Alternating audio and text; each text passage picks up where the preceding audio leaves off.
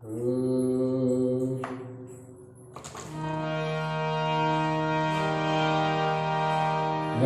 ओम तत्सत् श्रीमते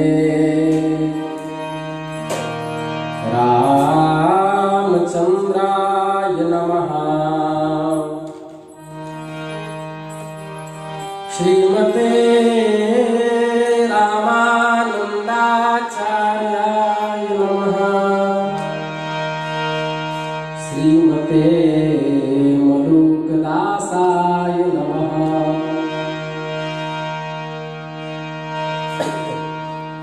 हरि विधि वशिष्ठ शक्ति पराशर व्यास सुखदेवान् वैशंपायनम् उग्रश्रवसं च नमः पुराण गुरुमुख्यान् त्रय्यारुणिं कश्यपञ्चशावर्णिम् अकृतव्रणम् रोमहर्षणहारितौ मैत्रेयं च मृगण्डजम् शेषं सांख्यायनं चाथ चतुरस्सनकाधिकार श्रीमहाभारतं वेदान् कणादं जयमुनिं मुनिम् पतञ्जलिम् अक्षपादं व्यासं च कपिलं हरिं छन्दः कृतः शोककृतः साहित्यकृतिमोखिलान्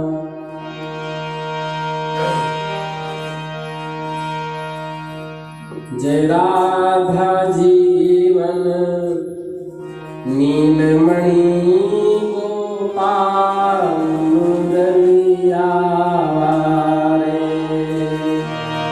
जय राधा माधव नीलमणि गोपाल मुरलिया रे। गोपाल मुरलिया रे घनश्याम मुरलिया रे। जय राधा माधव नीलमणि गोपाल मुरलिया रे। श्री वृंदावन बिहारी लाल की जय। नमः पार्वती पतये हर हर महादेव। अनंत कोटि ब्रह्मांड नायक सर्वात्मा भक्तवत्सल शरणागत वत्सल दीन बंधु दया सिंधु दीन वत्सल भगवान श्री हरि के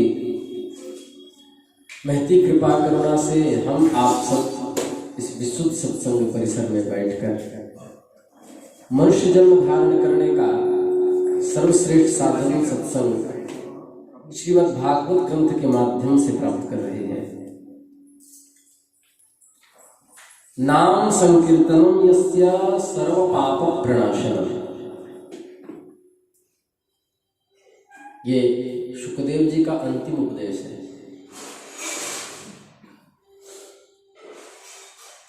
भगवान सुखदेव जो श्री राधा जी के लीला शुक है, लीला पोता गोलोक के राजर्षि परीक्षित को सर्प डसने से पहले सुखदेव जी महाराज ने यही उपदेश दिया।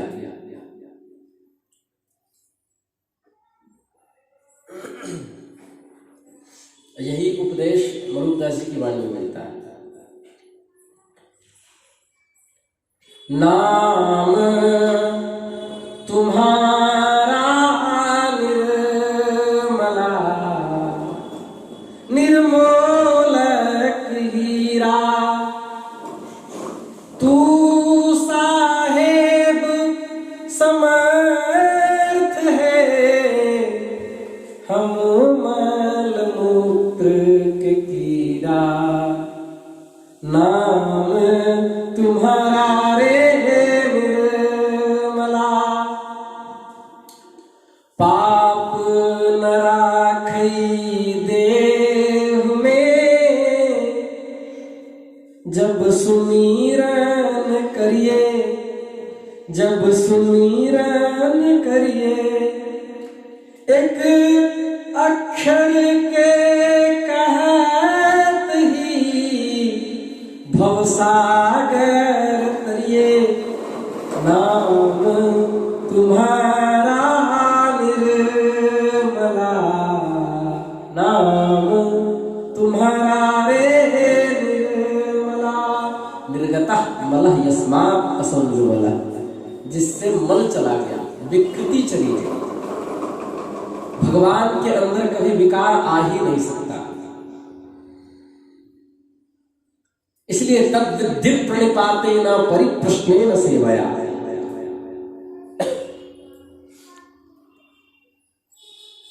गुरुजनों के पास जाकर के अनन्य शरणागत होकर के जीव नामोपदेश लेता है।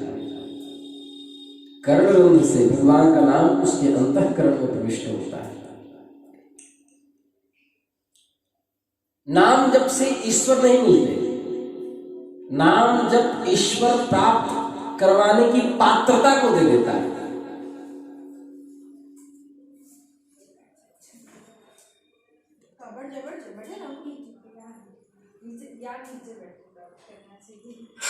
नाम संपूर्ण कल्मशों को नष्ट कर देता है। चाहे नाम हो भगवान का, चाहे भगवान की लीला का स्मरण, चाहे भगवत धाम का वास हो, चाहे भगवान के चरित्र का चिंतन हो,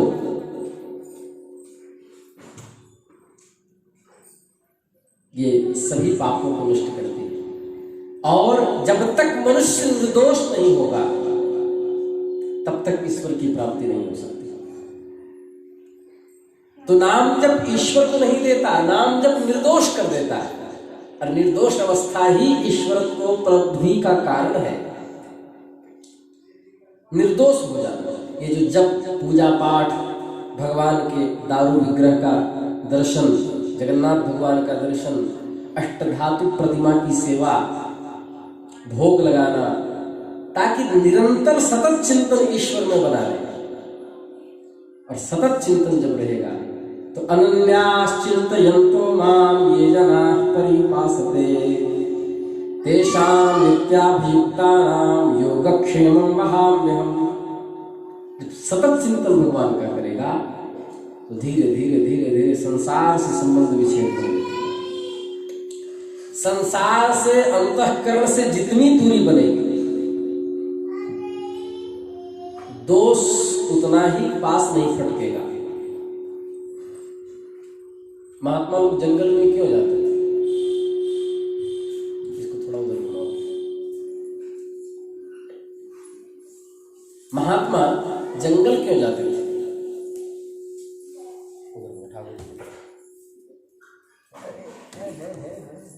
थोड़ा सा कोट लगा शिरा दे।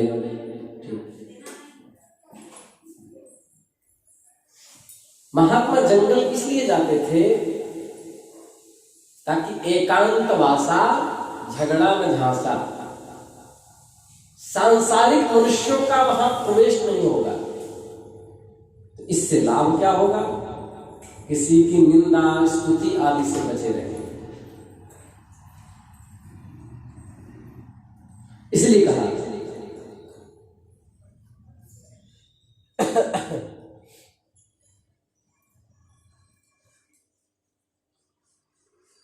नाम संकीर्तनम यस्य सर्व पाप प्रणाशनम। अब एक प्रश्न होता है कि हम लोग भी तो नाम जप कर रहे हैं, लेकिन विशुद्ध भक्त मीरा जी आदि की तरह क्यों नहीं अभी तक हो पाए? हम वहीं के वहीं क्यों हैं? तो इसका सरल आयुर्वेद की भाषा में उत्तर है कि हम दवा तो खाते हैं, परहेज नहीं करते। परहेज क्या करना है? भक्ति रसामृत सिंधु में 10 नामापराध है, 32 भगवत अपराध है। इनसे बचते हुए नाम जप। नाम जप में सबसे पहले ये ध्यान रखना चाहिए, असत्य भाषण ना हो, पवित्रता रहे, मन बुद्धि से भी किसी का अहित न करे। ऐसा नहीं क्रिश्चियंस के यहां होता है, सोम, मंगल, बुध, बृहस्पति, शुक्र और शनि खूब पाप करो और रविवार को यीशु से प्रेयर कर लेंगे, प्रार्थना कर लेंगे, सब पाप जल जाएगा।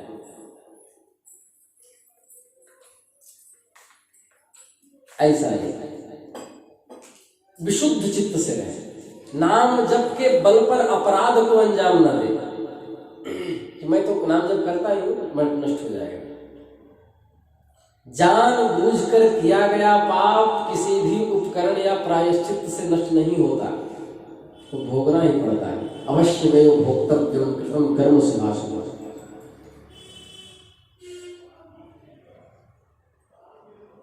अभोग्येन क्षीयते कर्म न भोग्येन क्षीयते कर्म कल्पकोटि शतैरपि।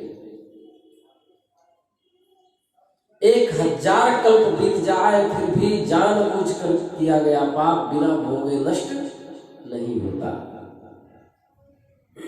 लेकिन विजय कृष्ण गोस्वामी जी महाराज जटिया बाबा ने सदगुरु संघ में हमने पढ़ा, एक संकेत किया है कि भविष्य में अपराध न होगा, इस दृढ़ दृष्टि से कोई प्रायश्चित करता है और भविष्य में अपराध न करे तब वो पाप नष्ट हो जाता है, जानबूझ करके किया गया भी।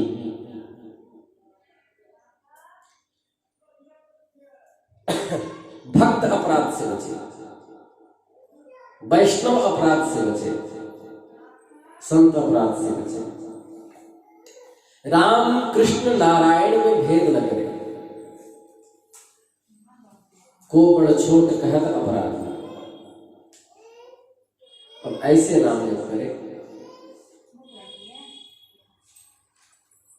शुद्ध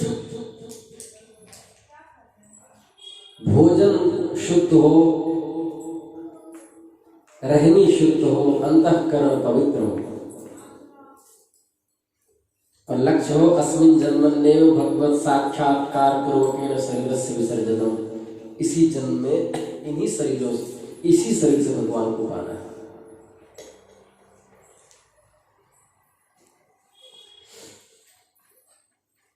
शौनक जी ने पूछा, अब आगे का प्रकरण चला, सुखदेव जी जा चुके हैं उपदेश देकर। शौनकादि ऋषि भगवान की कथा महात्मा सूत से सुन रहे हैं। शौनक जी ने पूछा कि वेद व्यास जी के शिष्य पैल थे, बड़े बड़े वेदों के आचार्य सब महर्षि गण थे, इन्होंने वेद का विभाजन कैसे किया, ये मैं जानना चाहता हूं। शौनक जी, ओंकार के 3 वर्ण हैं, अ, उ और म। उन तीनों वर्ण से सत्व, रज और तम की उत्पत्ति हुई।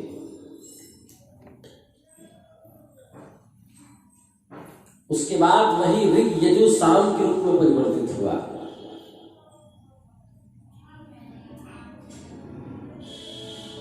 भगवान ऋग्वेद, यजुर्वेद, सामवेद, जागृत, स्वप्न और सुषुप्ति, इन 3 संख्या वाले भावों को धारण करते हैं।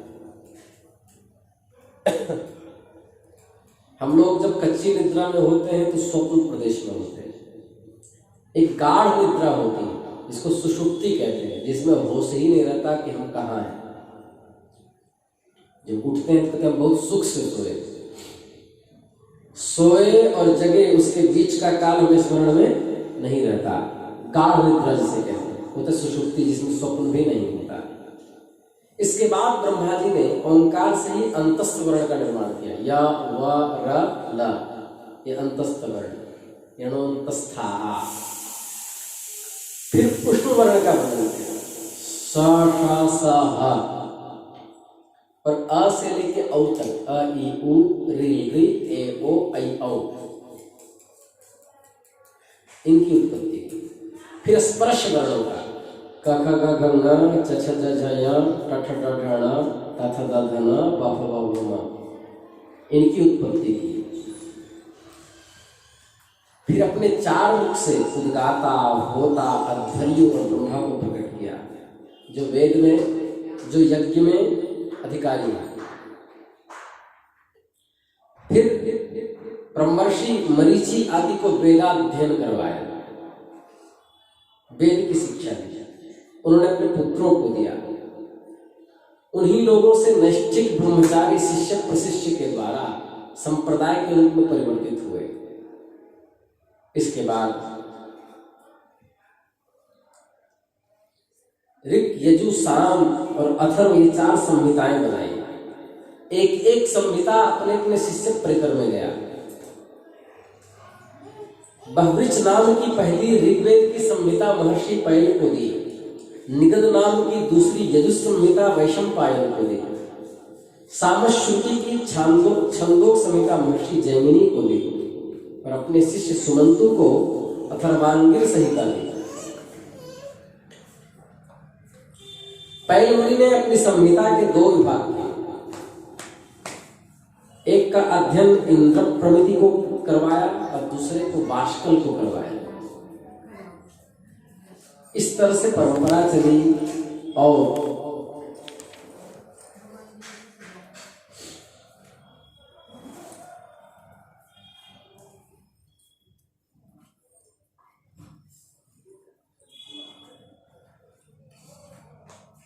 वैशंपायन के कुछ शिष्य थे, चरका ध्वर्यु आदि। महर्षि याज्ञवल्क्य से जो वैशंपायन के शिष्य थे उनसे थोड़ा अपराध हो गया। अपराध जब हो गया तो उन्होंने कुछ अहंकारोक्ति में भगवान वैशंपायन को कुछ शब्द कहे कि आप मुझे पढ़ाइए, वो शिष्य निकृष्ट हैं, मैं प्रायश्चित के लिए बहुत कठिन तप करूंगा। जैसे ही ब्राह्मणों का अपमान किया महर्षि याज्ञवल्क्य ने तो महर्षि वैशंपायन ने उनको श्राप दे दिया। कहा कि तुम जैसे ब्राह्मणों का अपमान करने वाला मेरा शिष्य नहीं हो सकता, इसलिए जो जो भी वेद तुमने हमसे पढ़े हैं मेरे सामने वमन कर दो।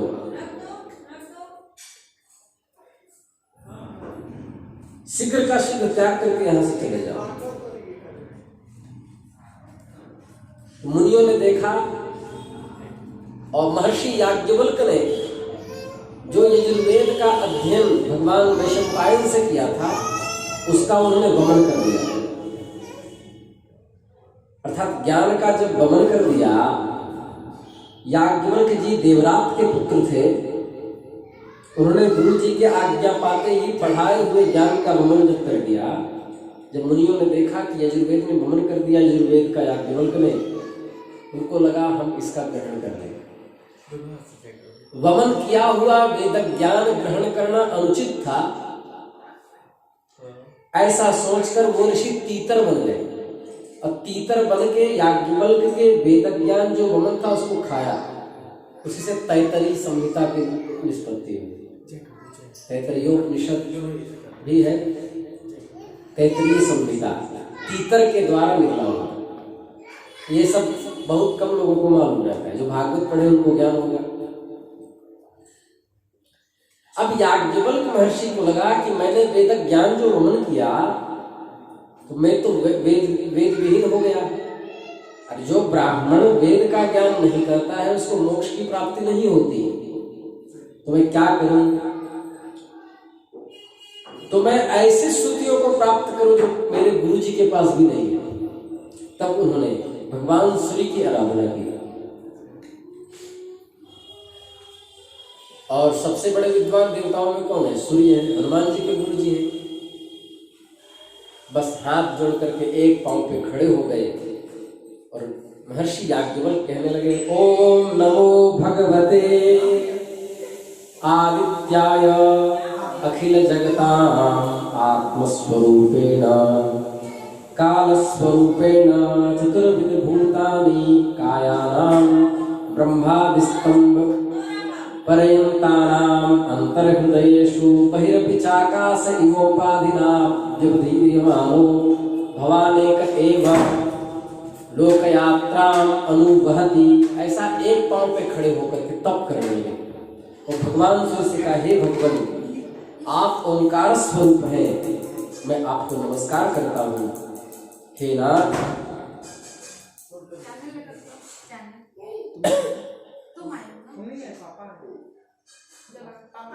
मुझे आपकी कृपा से ऐसे यजुर्वेद की प्राप्ति हो जो अब तक किसी को न मिला। सूत जी कहते हैं शौनकादि ऋषियों, जब भगवान की उपासना करते हुए याज्ञवल्क्य महर्षि ने ऐसे प्रार्थना की, तब उनके सामने सूर्य नारायण अश्व रूप में प्रकट हुए, घोड़ा के रूप में प्रकट हुए और यजुर्वेद के मंत्रों का उपदेश किया, जिसको वाजसेन शाखा कहते हैं, जो आज भी वाराणसी में प्रसिद्ध है, वाजसेनीय शाखा।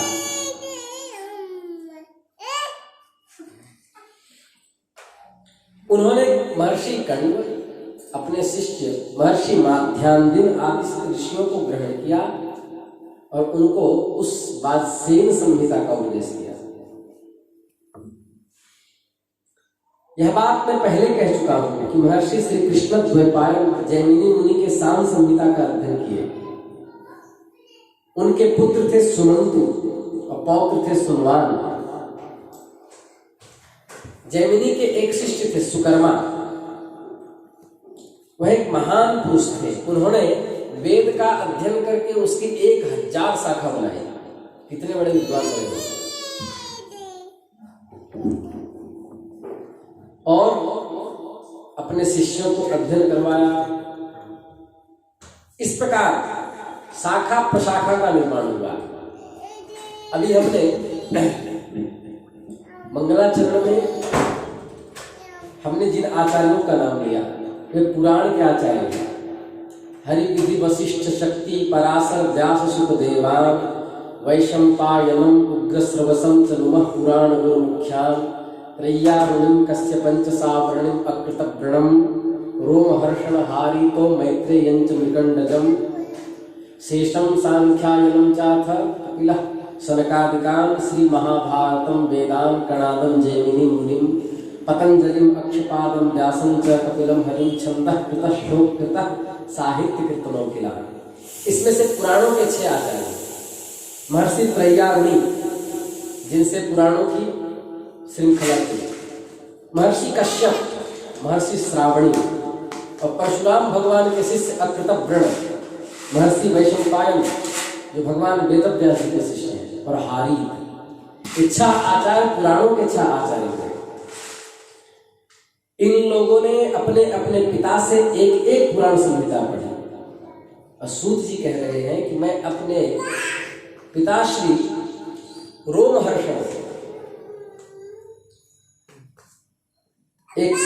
एक पुराण का अध्ययन किया, फिर सभी संहिताओं का अध्ययन किया। रोमहर्षण वही है जिनको बलराम जी ने सद्गति दी, वही सूत जी। फिर उन्होंने ऋषियों की प्रार्थना पर कि आपको ब्रह्महत्या लगेगी, आपने श्राप दे दिया, तो फिर कहे इनके पुत्र के रूप में जो आएगा उन्हीं में इनका रोमहर्षणत्व होगा, अर्थात वो भी सूत के रूप में ही विद्वान होंगे और आगे प्रचार प्रसार करेंगे। तो रोमहर्षण के ही पुत्र थे उग्रश्रवा। अब हमने अपने गुरुदेव से पूछा कि उग्रश्रवा का क्या अर्थ है। महाराज जी ने कहा उग्रह इत्युक्ते उन्नतः, श्रवः हरि कथा श्रवणे श्रवः यस्य, जिनका भगवान के नाम सुनने के लिए दोनों कान हमेशा खड़े रहते हैं, उनको कहते हैं उग्रश्रवा। इतने बड़े महापुरुष थे कि हमेशा वो चिंतन करते कहाँ भगवान का नाम सुनाई देगा, कहाँ ठाकुर जी का नाम सुनाई देगा। इतने भगवान नाम के प्रेमी थे उग्रश्रवा। इसके बाद पुराणों के लक्षण बताए। पुराणों के 10 लक्षण हैं। विश्व सर्ग विसर्गादि नवलक्षण लक्षितम। ये 9 लक्षण श्री धराचार्य ने अपनी टीका में की है, लेकिन यहाँ 10 लक्षण बताए। विश्व सर्ग, विसर्ग, वृत्ति, रक्षा, मनवंतर, वंश, वंशानुचरित, वंशों के चरित्र, प्रलय, पूर्ति और अपाश्रय। इसके बाद ऐसे लक्षणों से छोटे बड़े 18 पुराण हैं, उनके नाम पुराण। भविष्यं ब्रह्म वैवर्तम मार्कंडेयं सवामनं वाराहं मात्स्यं कौरवं च ब्रह्मांडाख्यमिति त्रिषट्। ब्रह्म पुराण। यदि जिंदा रहे हम तो शंकराचार्य भगवान के चरित्र के बाद धीरे धीरे सभी पुराणों का एक बार आवृत्ति हो जाएगी कथा के रूप में यहीं से, यदि प्रारब्ध वाराणसी का रहा तो। ब्रह्म पुराण, पद्म पुराण, सभी पुराण अपने आप में अद्भुत है। विष्णु पुराण, शिव पुराण, अभी दास का शिव पुराण का अध्ययन चल रहा है। लिंग पुराण, गरुड़ पुराण, नारद पुराण, श्रीमद् भागवत पुराण, अग्नि पुराण, स्कंद पुराण। स्कंद पुराण तो 10 खंड में इतने मोटे हैं। भविष्य पुराण, ब्रह्मवैवर्त पुराण, मार्कंडेय पुराण, वामन पुराण, वराह पुराण, मत्स्य पुराण, कुर्म पुराण और ब्रह्मांड पुराण, ये 18 पुराण। केवल गृहस्थ लोग गीता प्रेस के पुराण मंगवाकर केवल हिंदी पढ़ लें तो वो ऋषि हो जाएंगे, विद्वान हो जाएंगे, और स्वयं अपने आप में कथा वक्ता हो जाएंगे। केवल हिंदी केवल पढ़ लें। इन 18 पुराण में सबसे श्रेष्ठ श्रीमद् भागवत पुराण, क्योंकि भागवत पुराण में साक्षात श्री कृष्ण ही समाहित हो गए। अब सूक्ष्म चलते हैं। श्रीमद् भागवत पुराण में सबसे श्रेष्ठ प्रकरण है दशम स्कंद। उसमें भी श्रेष्ठ प्रकरण है भगवान की लीला का प्रकरण। उसमें भी श्रेष्ठ प्रकरण है लीला के प्रकरण में रास पंचाध्यायी। उसमें भी गोपिकाओं के विलाप। उसमें भी श्रेष्ठ है उनके अंतःकरण में भगवान की जो निष्ठा। उसमें भी श्रेष्ठ है भगवान का नाम। और भगवान का नाम सर्वश्रेष्ठ है, अर्थात भगवान नाम की कृपा से गोपी स्वरूप की भी प्राप्ति हो जाएगी। इसलिए खालस नाम के विद्वान ने, एक भक्त ने लिखा, क्रोध न छोड़ा, काम न छोड़ा रे, तूने नाम जपन क्यों छोड़ दिया, तूने नाम जपन क्यों छोड़ दिया, कौड़ी को तू खूब संभाला रे, तूने कृष्ण रतन धन छोड़ दिया, तूने नाम जपन क्यों छोड़ दिया, काम न छोड़ा, लोभ न छोड़ा रे, तूने नाम रटन क्यों छोड़ दिया, तूने नाम जपन क्यों छोड़ दिया, झूठे जग में दिल ललचाकर, झूठे जग में दिल ललचाकर, तूने असल वतन क्यों छोड़ दिया रे। इस रिश्ते इसलिए भगवान वेद व्यास जी महाराज जब द्वादश स्कंद को विराम दे रहे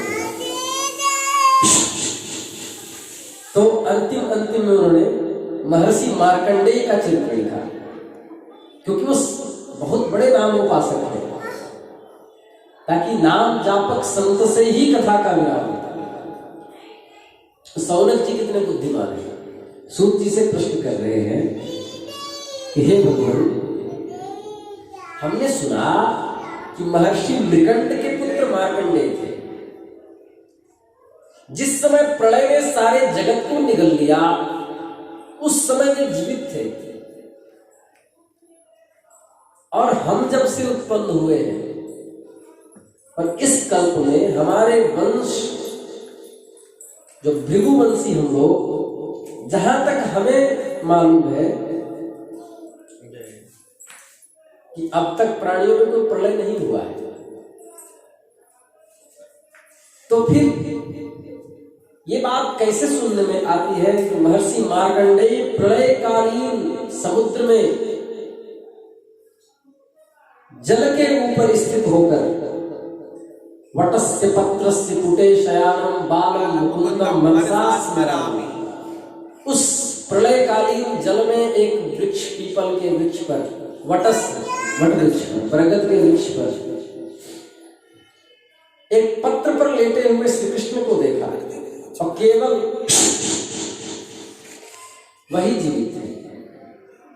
ये मुझे समझ में नहीं आ रही कथा क्या है। सूत जी ने कहा, जब चेला अच्छा प्रश्न करे जिससे पूरे समष्टि का लाभ हो, तो गुरुजन प्रसन्न हो जाते। अब इस प्रश्न से 3 लाभ। पहला तो प्रलय का वर्णन होगा, दूसरा महात्मा इतने काल तक जीवित होते, महात्माओं की महिमा, और तीसरा उनकी नाम निष्ठा, उनकी नाम निष्ठा। ये तीनों का कथानक रूप से प्रस्तुत करने का अवसर ऋषियों को मिला। सौनक जी, प्रश्नस्त्वया महर्षेयं कृतो लोक भ्रमापहः नारायण कथा यत्र गीता कलिमलापहा। आपने जो प्रश्न किया है, इससे पृथ्वी के प्राणियों को बहुत लाभ मिलेगा। और सबसे बड़ी बात है कि इस कथा में भगवान नारायण की बड़ी महिमा है। अरे क्यों ना हो, आज ही महाभारत की कथा में आई, हम कई बार यहाँ कह चुके हैं, 4 अरब 32 करोड़ वर्ष जब हम लोग का बीतता है तो ब्रह्मा जी का एक दिन होता है, और उतनी ही रात्रि होता है। और कल आप लोगों ने पढ़ा कि उस समय, प्रलय के समय, एक साथ 7 सूर्य उदित होते हैं, और साइंस की भाषा में 8-8, 9-9 हजार सेंटीग्रेड उनका ताप होता है, सेल्सियस। 60-70 डिग्री सेल्सियस में तो पानी उबलने लगता है, और 7 सूर्य अपने अपने पूरे पावर लगा देते हैं। और उसमें भी जो बच जाता है, तब फिर जब संपूर्ण समुद्र के जल को सोख कर आकाश संघनित होता है, तो 100 वर्ष तक लगातार वर्षा होती है, और भयंकर वर्षा होती है। 100 वर्ष सूर्य जलाते हैं, 100 वर्ष वर्षा होती है, अब पूरा पृथ्वी जल से ढक जाता है। वही जल, उसमें भी महर्षि मार्कंडेय जीवित थे, चिरंजीवी।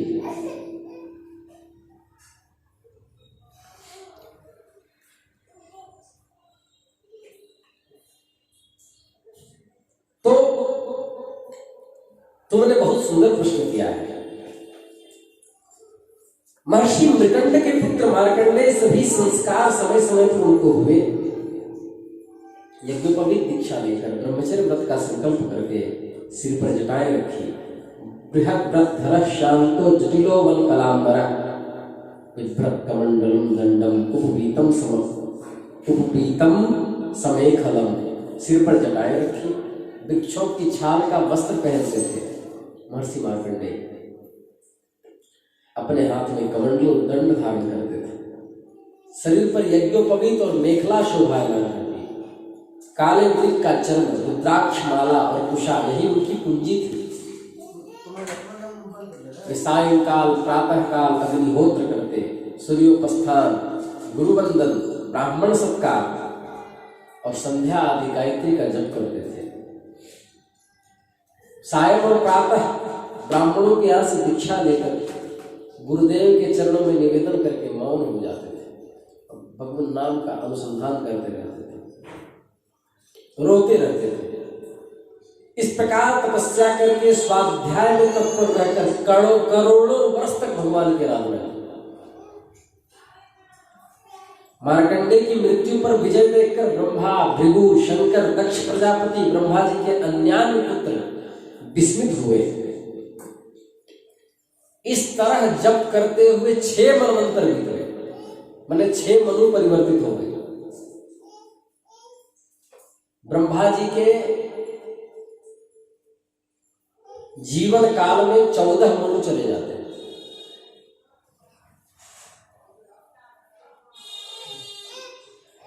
7वें मनवंतर में जब इंद्र को इस बात का पता चला, इंद्र को बड़ी परेशानी होती है, कोई भी भजन जब पूजा पाठ कर रहा हो कि कहीं मेरा इंद्रलोक न ले ले। जैसे किसी आश्रम में कोई योग्य ब्रह्मचारी रहे तो महंत को बड़ी दिक्कत होती है कि कहीं ये मेरी गद्दी ना ले ले। वही स्थिति इंद्र की भी। लगा अरे इतना घोर तप कर रहा है, बढ़िया मैं यहाँ सुख शांति से हूँ, कहीं मेरा इंद्रासन नहीं। तो उसने गंधर्व, अप्सराएं, बसंत, मलयामिल, लोभ और मद को भेजा। महर्षि मार्कंडेय हिमालय के उत्तर तट की ओर रहते थे। वहां पुष्पभद्रा नाम की नदी बहती, उसके पास चित्रा नाम की एक शिला है। भगवान की कृपा से वहां भजन करते। उनके पवित्र आश्रम में इंद्र के भेजे हुए वायु ने प्रवेश किया। शीतल झरनों की नन्ही नन्ही फुहरियां संग्रह कर दी और सुगंधित वायु ने पुष्पों का आलिंगन किया।